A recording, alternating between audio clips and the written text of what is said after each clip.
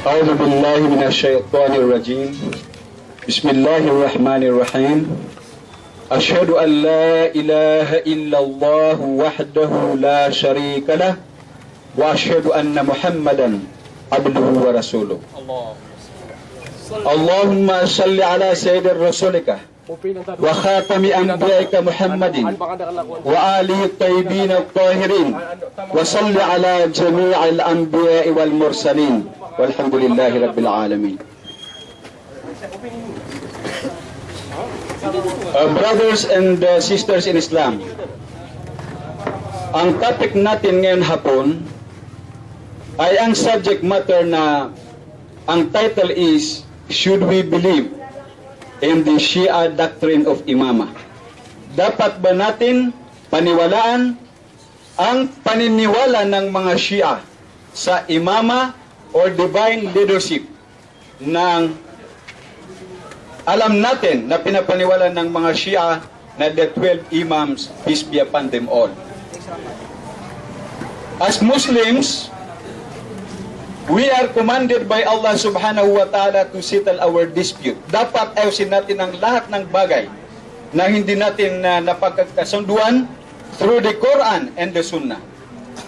In Surah An-Nisa, it says, فَإِن تَنَازَعْتُمْ فِي شَيْءٍ فَرُدُّوهُ إِلَى اللَّهِ وَالرَّسُولِ إِن كُنتُمْ تُؤْمِنُونَ بِاللَّهِ وَالْيَوْمِ الْآخِرِ ذَلِكَ خَيْرٌ وَأَحْسَنُ تَأْوِيلًا. If you dispute concerning anything, refer it to Allah and His Messenger if you believe in Allah on the last day. We are not supposed to settle our disputes through sources which are alien or wala sa Quran at wala sa Sunnah ng Propeta Muhammad, peace be upon him and his family. We are disputing the imama of the Ahlul Bayt alayhimus salam. And rest assured that this belief is a veridical belief in Islam. First proof, the Quranic verses about Imama have been revealed in Makkah before the migration to Medina. One proof, the prophecy of Allah subhanahu wa ta'ala, Surah Al-Qasas, وَنُرِيدُ أَن نَّمُنَّ عَلَى الَّذِينَ اسْتُضْعِفُوا فِي الْأَرْضِ وَنَجْعَلَهُمْ أَئِمَّةً وَنَجْعَلَهُمُ الْوَارِثِينَ. Sabi ng Allah sa start pa lang ng prophethood, we desire to bestow favors to those who are deemed weak in the land and to make them imams and to make them the inheritors, the heirs. Itong prophecy ng Quran ay nangyari after the death of Pharaoh when the children of Israel were saved from the calamity that befell them in Egypt. Allah subhanahu wa ta'ala mentioned in the Holy Quran that He appointed from among them imams. وَجَعَلْنَا مِنْهُمْ أَئِمَّةً يَهْدُونَ بِأَمْرِنَا لَمَّا صَبَرُوا وَكَانُوا بِآيَاتِنَا يُوقِنُونَ. And we appointed from among them 12 imams when they were patient and they were certain of our commands. Itong prophecy ng Allah na ang kagustuhan niya ay bigyan ng pabor ang mga tao na ipinapalagay na mahihina sa lupa at gawin silang mga imam at gawin silang tagapagmana ay nangyari sa children of Israel in that ayah in Surah As-Sajdah when it says, وَجَعَلْنَا مِنْهُمْ, and we appointed from among them imams, guiding others by our command when they were patient and certain of our signs. And according to the Quran, these imams were the ummah from among the Qawm of Musa alayhi salam. وَمِنْ قَوْمِ Musa ummatu yahduna bil haqqi wa bihi ya'dilun. And from among the people of Musa were an ummah guiding with the truth and they were doing justice with it. Ito yung ummah from among the people of Musa alayhi salam. It has been explained also in Surah Al-Ma'idah when Allah said, وَبَعَثْنَا مِنْهُمُ اثْنَيْ عَشَرَ نَقِيبًا, and we appointed from among them 12 naqiba, 12 leaders, 12 chieftains. So it is very clear that the divine desire for Allah subhanahu wa ta'ala to choose imams happened for the Bani Israel, for the children of Israel. Then for the people of Prophet Muhammad, it has been revealed in Makkah also that the servants of the beneficent, from verse 63 of Surah Al-Furqan, وَعِبَادُ الرَّحْمَنِ الَّذِينَ يَمْشُونَ عَلَى الْأَرْضِ هَوْنًا وَإِذَا خَاطَبَهُمُ الْجَاهِلُونَ قَالُوا سَلَامًا.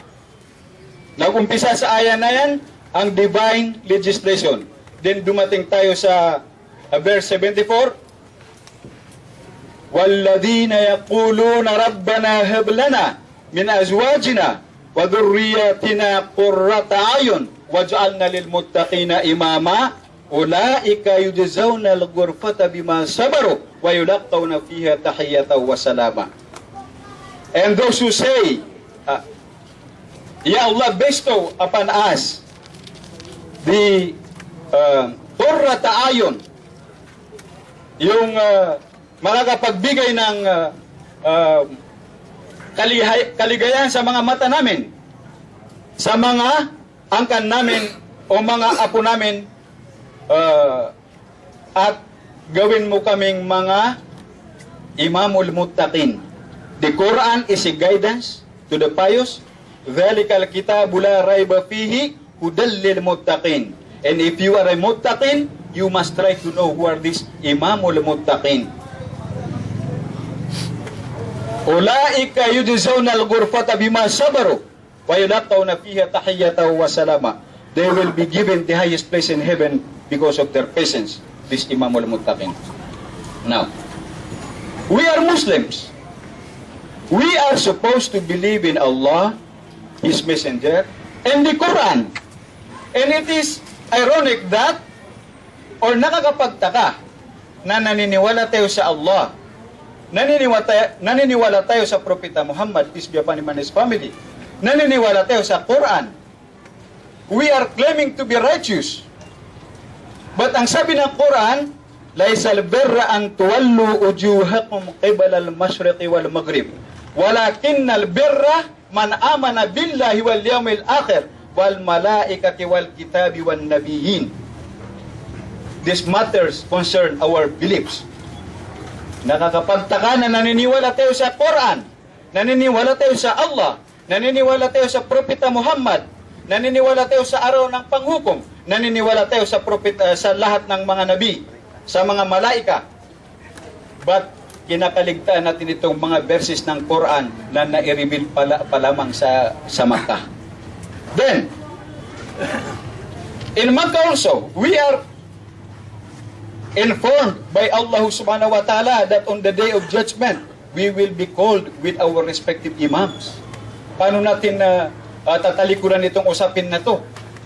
Ano ang dahilan na hindi natin iniisip, pinag-isipan, nire-research, inaalam sa Quran kung ano ito? Sabi ng Allah, Yawma nad'u kulla unasin bi imamihim faman utiya kitabahu bi yaminihi faulaika yaqra'una kitabahum wa la yudlamuna fatila. Wa man kana fi hadhihi a'ma fahuwa fil akhirati a'ma wa adallu sabila. One day, we shall call every people with the respective imam. So we must believe in this ayah. The only problem is that ang mga kapatirang Ahlul Sunnah wal Jama'ah, they have no clear definition kung ano ang imam. Sa kanila, multiple choices. Pwedeng ang imam ay ang record, daftar, or the record of our deeds, good or bad. Or itong imam na to ay ang mga propeta. O itong imam na to ay yung ating mother. But according to the Holy Quran, it has been mentioned several times that imam or leader, aimma, plural, leaders, refer to human being. So, sa araw ng panghukom, we will be called by Allah subhanahu wa ta'ala with the imam we followed in this world. And if you are given your book, your daftar, your record in your right hand, you will read it with happiness and you will not be dealt with unjustly. Hindi ka dadayain ng Allah subhanahu wa ta'ala. There is a following warning. There is a warning from Allah subhanahu wa ta'ala. وَمَنْ كَانَ فِي هَذِهِ أَعْمَى فَهُوَ فِي الْآخِرَةِ أَعْمَى وَضَلُّ سَبِيلًا. Whoever is blind in this shall also be blind in the hereafter and most astray from the path. Kung sino man ang bulag dito, bulag rin sa kabilang buhay, that is the penalty. Yan ang punishment na matatamo nila sa kabilang buhay because they were blind in this word about this issue of imama. وَمَنْ كَانَ فِي هَذِهِ أَعْمَى فَهُوَ فِي الْآخِرَةِ أَعْمَى وَأَضَلُّ سَبِيلًا. It means, while you are still in this world, you are on the wrong path. You have gone astray from the path. So paano ka pa? Ano ang dahilan na ikaw ay nagsasala? Ikaw ay nagbibigay ng zakat? Ikaw ay righteous? Ikaw ay mabait? Kung sa kabilang buhay, dito pa lang sa mundong ito, it has been decided by Allah subhanahu wa ta'ala that ligaw ka na. Dahil ang Allah subhanahu wa ta'ala ang may bigay ng judgment. Lahul hukm. He is the one who is deciding for us if we are true believers. Hindi tayo ang magbibigay ng judgment. Now, how many verses na ang naibigay natin? Pwede bang hindi natin paniwala ng mga verses na to? Of course, lahat tayo Muslim. Paniniwalaan natin to. Pero ang magkaiba, yung pananaw ng Ahlul Sunnah wal Jama'ah at ang pananaw ng mga followers ng Ahlul Bait alayhimus salam. Ibalik natin sa hadith. Sabi ng Rasul sa Ahmad ibn Hanbal, mayroon din sa Muslim, sa Bukhari, Man mata walam ya'rif imama zamanihi faqad mata maitatan jahiliyah. Whoever dies without knowing the imam of his age, imam zaman, dies in jahiliyah death. Ibig sabihin, wala nang pag-asa makapunta sa langit. Sahih Muslim, ad-dinun nasiha, religion is sincerity. Qulna liman, we said, to whom? Lillah, wali rasulihi, wali aimmatil lillah, wali kitabihi, wali rasulihi, wali aimmatil muslimin, wa ammatihim. Religion is sincerity. The companions of Prophet Muhammad, peace be upon him and his family, asked, to whom? The Prophet, peace be upon him and his family, said, to Allah, His book, His messenger, meaning me, to the imams of the Muslims and their people, and the people following these imams of the Muslims. Paano natin kakaligtaan to? At sasabihin natin na itong imama ay inimbento ni Nasser Abinal o inimbento ng mga Shia o inimbento ni Abdullah bin Sabah. That has to be rejected. Ibn Sabah did not reveal these verses that I am talking now. And he did not mention the prophetic traditions we are relying. Itong Ibn Sabah, ito ang lason na ginagamit ng kalaban ng Ahlul Bait para ang mga tao ay talikudan ang teachings ng mga imam from the Ahlul Bait of Prophet Muhammad, peace be upon him and his family. I will propound this question to my brothers. Ano ba ang naging tafsir ni Ibn Sabah sa mga verses ng Quran? At sinasabi ng iba na ang founder ng imama ay si Ibn Sabah.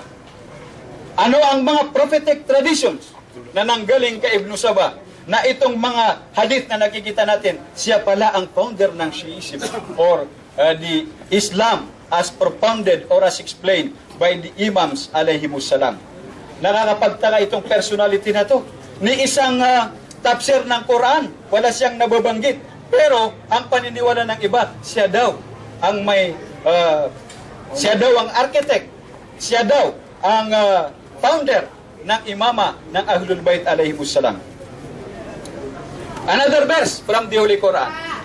In Makkah also, we are already informed by Allah subhanahu wa ta'ala that Ibrahim alayhis salam, Ishaq alayhis salam, Yaqub alayhis salam, they were made imams by Allah subhanahu wa ta'ala.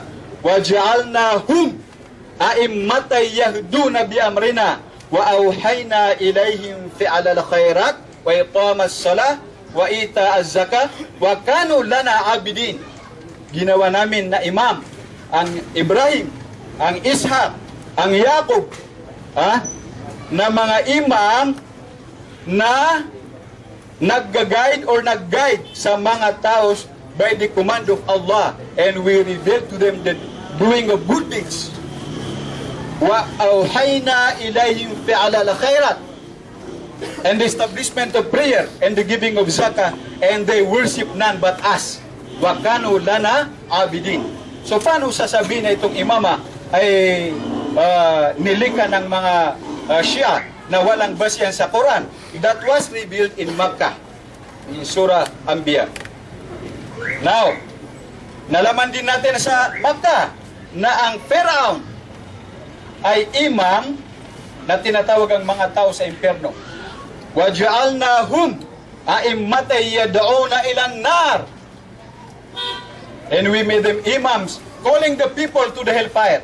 So alam na natin na dalawang klase ang imam according to the Holy Quran.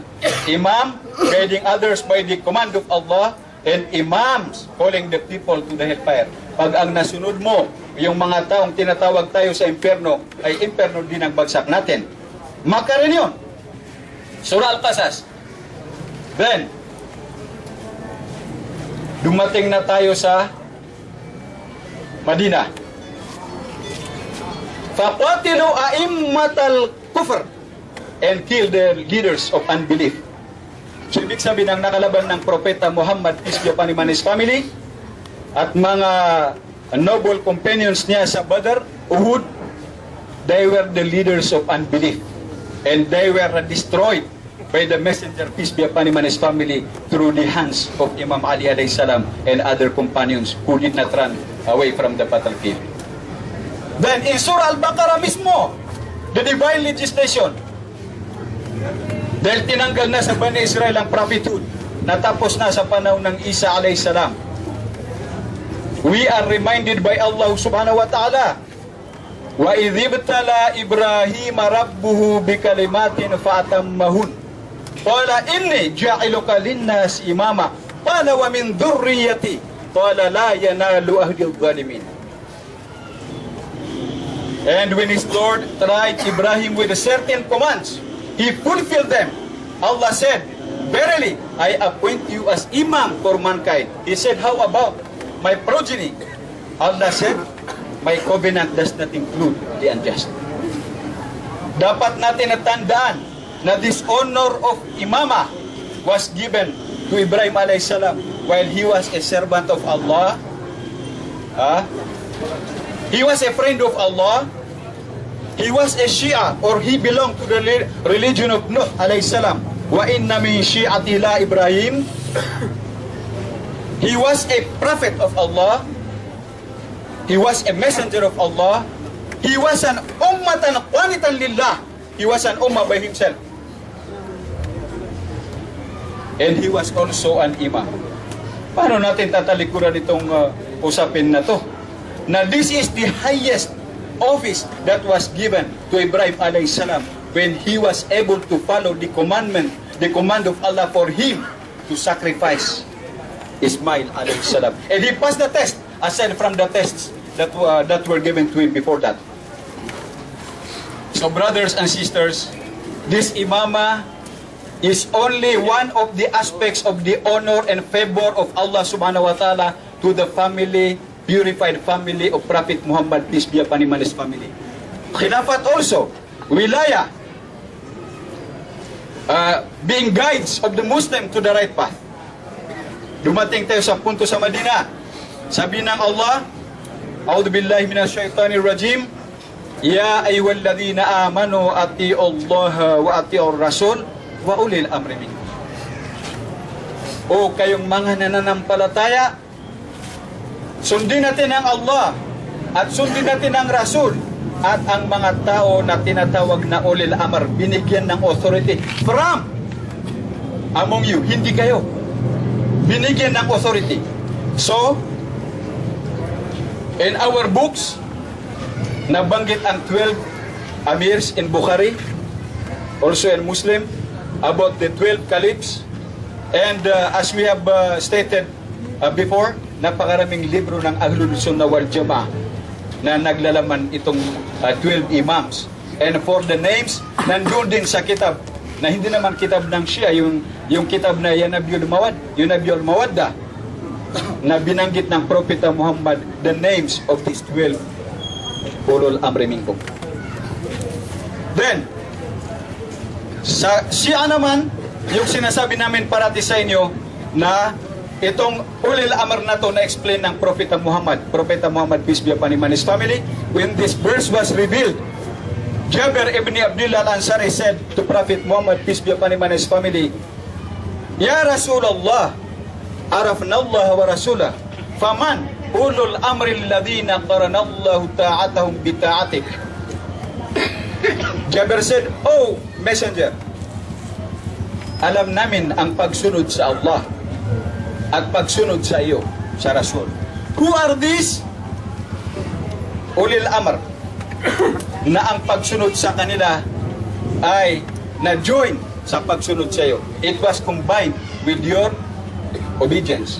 The Prophet said, Hum khulafa'i ya Jabir wa immatil muslimina min ba'di. Awalum Ali ibn Abi Talib, thumma Hasan wal Husayn, up to Imam Mahdi alayhi salam. So paano natin sasabihin na itong mga pinaniniwalaan ng mga Shia ay inakda o inimbento ng isang Jew from Yemen na wala tayong nabasa na mga prophetic tradition, pati sa history, wala naman siya doon sa Madina. Okay. So I think even if we will be given 2 hours itong mga proof natin kung paano dapat sundin ng mga Muslim, it is wajib to obey the family of Prophet Muhammad. Hindi mo ubus itong mga Quranic verses na to. What is certain is that we can prove our belief using the Quranic verses or the chapter of the Quran from Surah Al-Fatiha. Ihdina siratal mustaqim, siratal ladina an'amta alaihim. If we are given the permission, kahit isang oras, explain namin kung sino itong people blessed by Allah subhanahu wa ta'ala. Then dumating naman tayo sa Surah Al-Baqarah, then we can explain the legislation of Allah subhanahu wa ta'ala regarding the family of Prophet Muhammad, peace be upon him and his family, na dapat nating sundin. Pagdating sa Ali Imran, Surah Al-Nisa, lahat ng chapter, almost all the verses of the Quran, Surah Al-Furqan, Surah As-Sajdah, we could prove that it is wajib, it is obligatory for all the Muslims to obey, and not only obey, but love also the family of Prophet Muhammad, peace be upon him and his family. Brothers and sisters in Islam, huwag tayong maniwala sa mga chismis. The enemy of the truth or the enemies of the truth are trying to destroy Islam through rumors. But we are already commanded by Allah, وَمَا أَتَاكُمُ الرَّسُولُ فَخُذُوهُ وَمَا نَهَاكُمْ عَنْهُ فَانْتَهُوا. Whatever the messenger gives you, accept it. Whatever he prohibits from you, refrain from it. So in our discussion, if we are true to ourselves, as it has been mentioned by Allah subhanahu wa ta'ala, Ya ayyuhalladhina amanu, Ya ayyuhalladhina amanu taqullaha wa qulu qawlan sadida. O you who believe, fear Allah and say the words that are true. Huwag tayong magsisinungaling dito. Ang sabi natin, yung nasa Quran at nasa Sunnah ng Prophet Muhammad, peace be upon him and his family, and inshallah, we will be united with the truth. There is no truth in the claims na itong mga Shia na to ay may sariling Quran, nagkamali ang Jibril. These are for the kids. Itong mga kwento na to, kwentong barbero. Itong si Abdullah bin Sabah, walang may pagitang dalil sa Quran na naging basis ng mga Shia kung ba't nila sinundot si Ibn Sabah. Assalamualaikum warahmatullahi wabarakatuh. Assalamualaikum.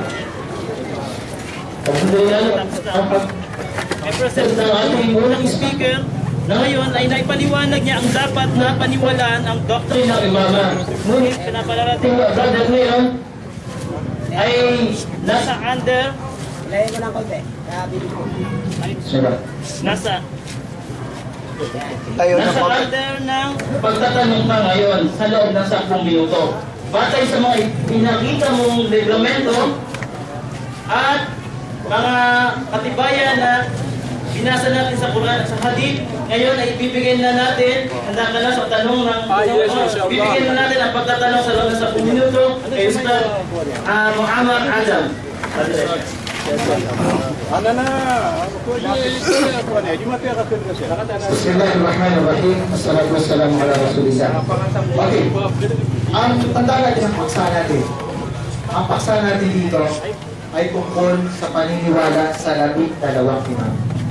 Ang posisyon niya, tumayo siya dito para i-convince tayo na ang 12 ito paniniwalaan natin. Tatanggapin natin. Ang posisyon ko, hindi ko siya tinatanggap ang 12. So pinakikita ko siya kanina, hinihintay ko na mabanggit niya mula sa loob ng Quran na sinabi ni Allah na paniwalaan ang 12 imam. Itatanong kita sa iyo ngayon, brother Atty. Abinal, sinabi mo kanina ito ay divine decree kay Allah. Nasaan mababasa sa Quran na pinangalanan niya ang 12 imam? At susunod ako ngayon eh. Nasaan yun?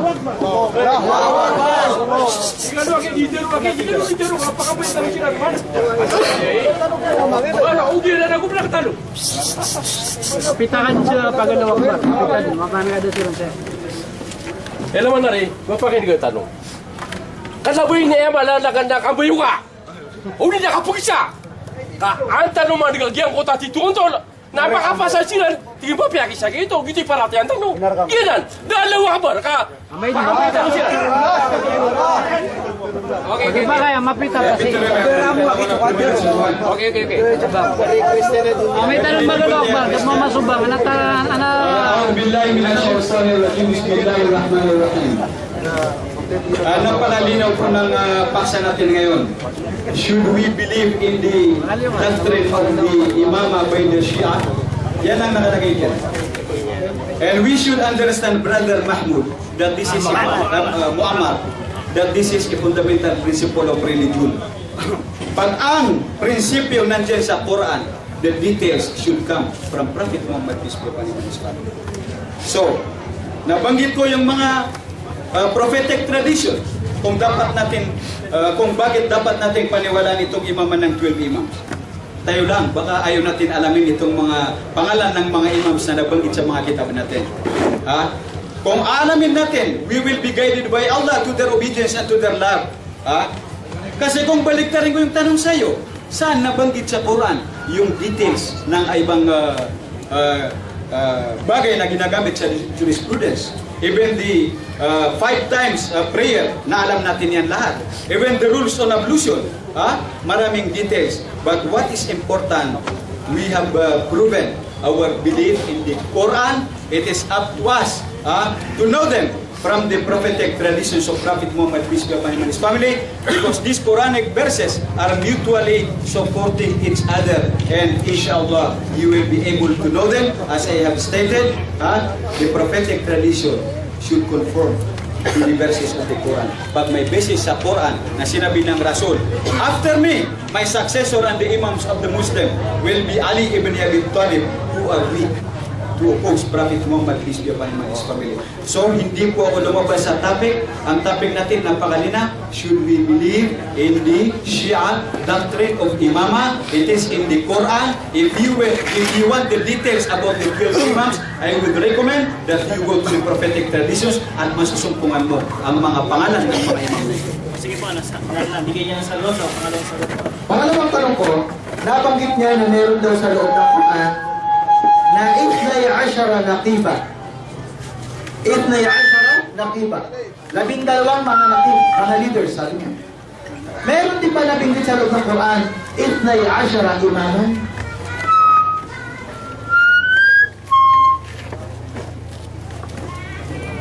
A'udhu billahi minasyaitanir rajim. Itong 12 naqiba, Brother Muhammad,